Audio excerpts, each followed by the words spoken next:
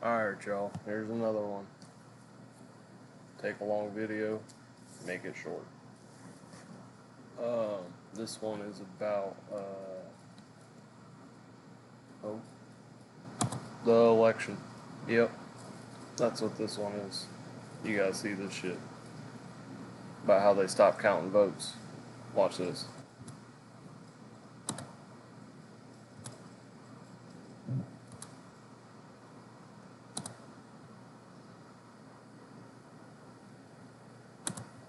Well, it makes you wonder, like, when do you think they're gonna come after and take down Tucker Carlson's account for interviews like this? Since we're talking about election integrity, Ken Paxton dropping fire this weekend saying, "Hold up, like the reason they stopped the vote counting during the 2020 election was in order to figure out how many mail-in ballots to apply to the actual vote totals." This is what Tucker Carlson broadcast recently.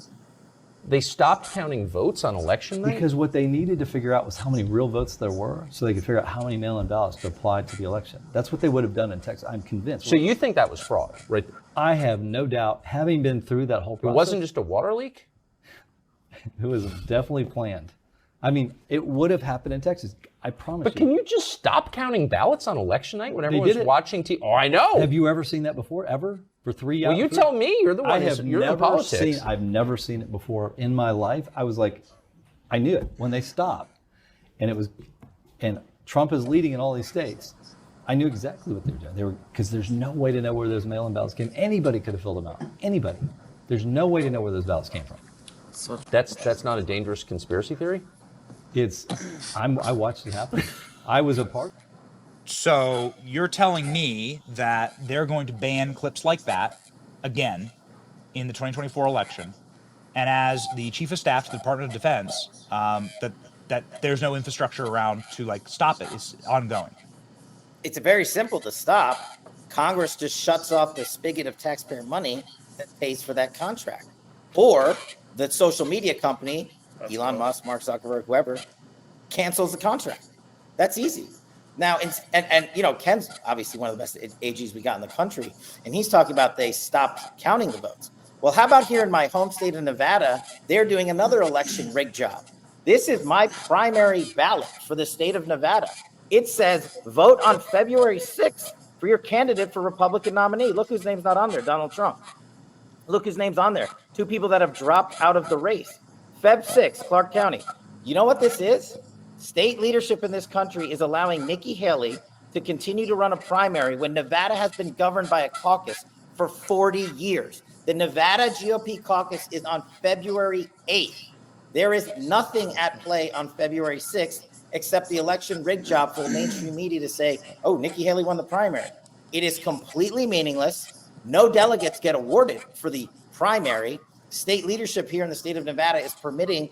This is going out to every Nevada, 3.5 million people. And people are like, wait a second, I should vote for that? No, you need to show up to the caucuses on Feb 8 and go and caucus for my guy, Donald Trump, and make sure he gets all the electoral candidate votes from the state GOP.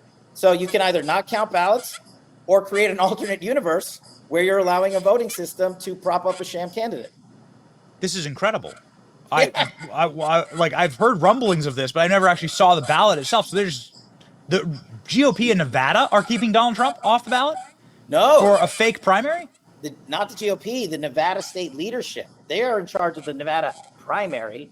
The GOP in Nevada is run by great guys, Mike Davis, Segal and company, who are saying, no, we caucus on Feb 8. There's a reason. Look, they're so cheeky. There's a reason. It says none of the above. That's how they get away with it. So they can say, oh, if you don't want to vote for any of these guys, you just vote none of the above. I will obviously be voting none of the above because none of these people should be president of the United States, and we shouldn't participate in this scam. It's incredibly fraudulent. Your thoughts, though, I did want to drill down because that clip is really making the rounds of the Texas Attorney General saying they tried to do it in Texas. This is what happened. They paused all the 5 biggest swing counties in all swing states at the same time. I've never seen that ever happen in an election. You were working in the administration at the time. Can you give me your perspective on like what was happening? Like what were you doing on election night? What was your reaction when you saw that, given your position? I mean, it's frustrating. Look, my role really the whole time was national security defense intel, so I didn't have an active role in the election process. That was more of a campaign deal. But when you see the success that Donald Trump had in the national security arena, sealing the border, defeating Iran, shutting down the wars, shutting down the drug trade, the list goes on, you wonder how an electorate in the state of Texas could possibly not vote, a border state, for the policies of Donald Trump, because they were so resoundingly victorious to protect our communities. So when you look at it from a policy perspective, you're just like, WTF? You spoke to this committee. You engaged with this committee. You've run committees, obviously, inside of the House. Is this illegal? Yes. I was the first person subpoenaed by the Unselect Committee. My transcript was the last one released, even though they wrote to us and my attorneys that we would release it. And this committee, it doesn't surprise me that they're burying and destroying evidence. I submitted into my transcript, into my sworn deposition testimony, 5 government reports from the Biden administration that they excluded from my testimony. The same thing they did in Colorado when I was the lead witness for Donald Trump. They excluded the Mayor Bowser letter where she refused Donald Trump's request authorization for National Guard, the Nancy Pelosi demand where she issued an edict to the Capitol Police saying, in writing, no to the National Guard. This was the crux of the insurrection narrative, and the 2 documents that exonerate President Trump were excluded, and they weren't written by Donald Trump. They were written by Pelosi and Bowser and the Capitol Police. And it gets worse. Joe Biden's Department of Defense Inspector General, Joe Biden's DOD IG, reviewed January 6th, and his findings were the following. And I submitted that to the January 6th committee. The Trump administration and its Department of Defense, before, during, and after January 6th, acted appropriately, swiftly, and in accordance with the law when it came to the deployment of the National Guard. How can that be a finding of Joe Biden's Inspector General and Donald Trump still be prosecuted for insurrection? It is legally impossible, but the disinformation campaign continues. And to your point, why did they delete this information? It's not the only information. It's so they wouldn't have to produce the evidence that actually exonerates Donald Trump. This is the ultimate election time rig job by the House of Representatives, and judges are going along with it by selectively excluding evidence of innocence. These judges are doing it in Colorado and elsewhere. Could there be criminal charges for the people that did the deleting here? That's why they choose certain districts to hear the case, because they have certain judges that'll do that shit. It's so fucked up. But there was a Democrat January 6th committee. Well, they deleted all his fucking evidence. So now they created another committee for January 6th, made up mostly of Republicans. And they're currently still going through that process, which is fucking insane. But it's so bad. I did not know how fucking corrupt this whole country is. Sick. I mean, we're seeing a Hillary Clinton 2.0, right? Like they're deleting now the evidence, and they are obstructing justice. You've been a prosecutor inside of the DOJ. Do you see a case here for them to actually go after the staff members or the people who punched the delete button, the people who gave the orders inside of this unselect committee? There absolutely should be an investigation. As a national security prosecutor, I'm furious that information was, as a former federal public defender, the guy who punched for due process every day, I'm furious that information and evidence was deleted by the January 6th committee. And hang on, when people are saying, oh, it's the House of Representatives, it's not DOJ, that's not how the Constitution works. The Department of Justice and the prosecutors knew about this information. And if they didn't provide it to the defendants of January 6th, those are Brady violations. That is a violation of constitutional Supreme Court law. And there needs to be an investigation on whether or not this committee provided that information to the prosecutors. And there should be a question. Here's the pivotal question. Did the prosecutors go to the committee and get this information? And you know why we know they did? Because government gangsters always write about their own corrupt ways. The DOJ wrote a letter to the Jan 6 committee saying, we are going to let you, the House of Representatives, proceed first. For the first time that I can ever remember in criminal DOJ history, DOJ bent the knee to House of Representatives and said, you guys proceed. And you guys collect information. And when you guys get it, you send it to us. They knew. They were in on it. And now DOJ needs to answer the question, do they have that deleted information? And did they turn that over to the defendants in January 6th? And Congress is the only one that can get that information. So I don't know, Benny. I don't know how much confidence if we're going to get any of it. I mean, unless Donald Trump becomes president again, and then Attorney General Kash Patel happens, right? Attorney General Kash Patel.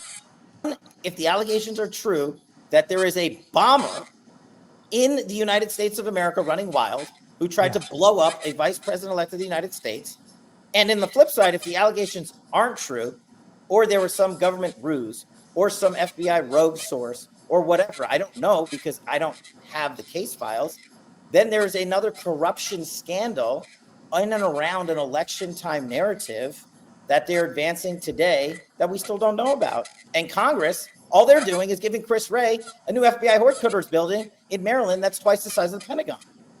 You get rewarded for your criminal cover-up government gangster operations if you are in government, and this Congress continues to let you do it.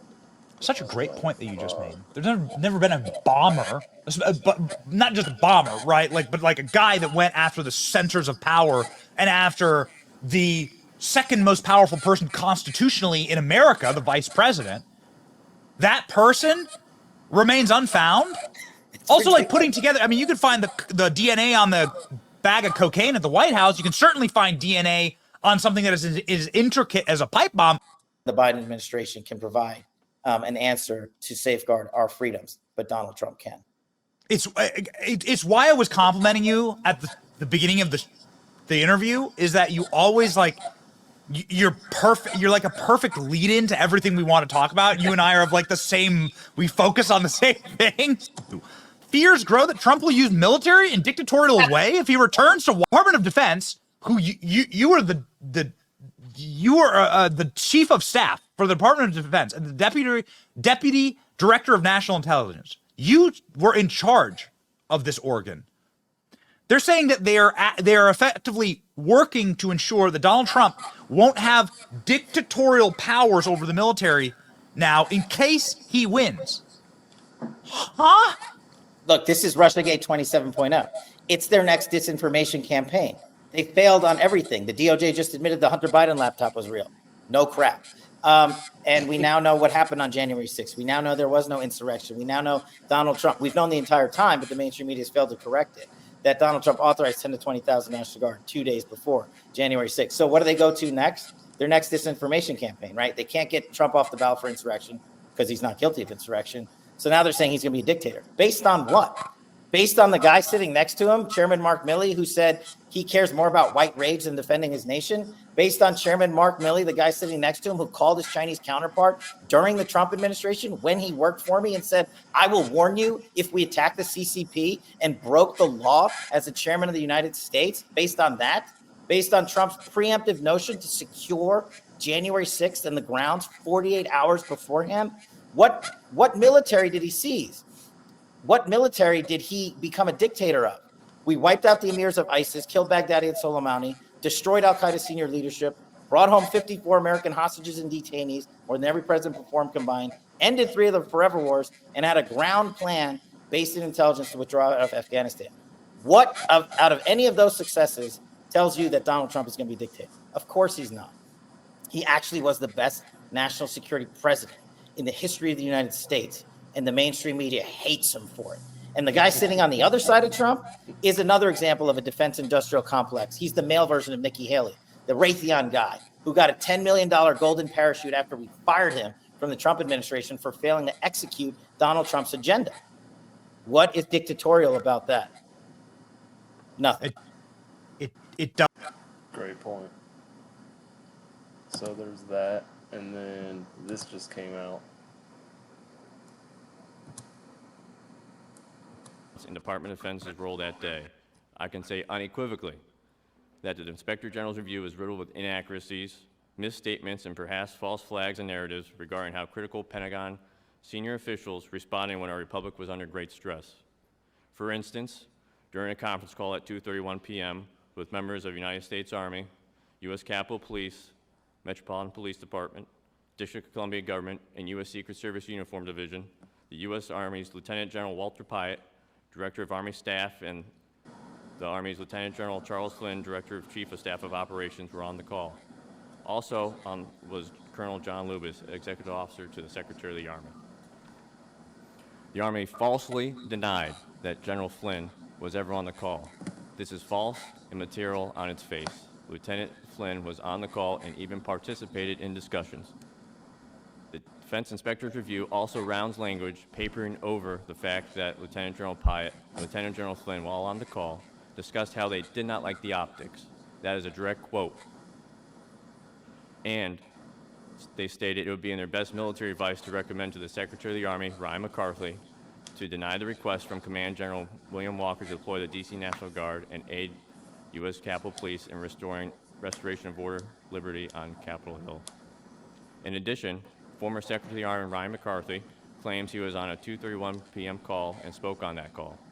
This is false, unless he was in the room shadowing the call and he did not speak nor identify himself. He was not on the call. He was en route to Washington, D.C. Regional Office at the Federal Bureau of Investigation to support that agency's concept of operations plan for January 6th. He went on to claim that he called and spoke to Major General Walker at least twice, ordering the deployment of the D.C. National Guard. This is also false. At no time did General Walker take any calls, nor did we ever hear from the Secretary on any of the ongoing conference calls or the secure video teleconferencing throughout the day. This I know because I was with the Command General the entire time recording events. Throughout the day, Major General Walker told by staff officers to stand by with respect to deploying to the Capitol Hill. Only at 5:09 p.m. in the early evening, which I wrote down in my wheel book, was the D.C. Guard given order to deploy and move to the Capitol to assist Capitol Police. We arrived too late. One American lay dead with other sisters and brothers injured, including federal and local law enforcement officers. So, the whole pipe bomb thing, the pipe bomb, that they still haven't found the person who tried to kill Kamala Harris or whatever. The reason why they're not even pursuing that is because that was Plan B. So if the riots didn't work, then they were going to go the pipe bomb route. But since the January 6th riots, they went through with that plan, they're not pursuing the pipe bomb route. We were ready and standing by. Fucking insane, crazy. I know. If you actually look into it, this is just fucking nuts, dude. Anyways, I don't know. What do you guys think about all this bullshit?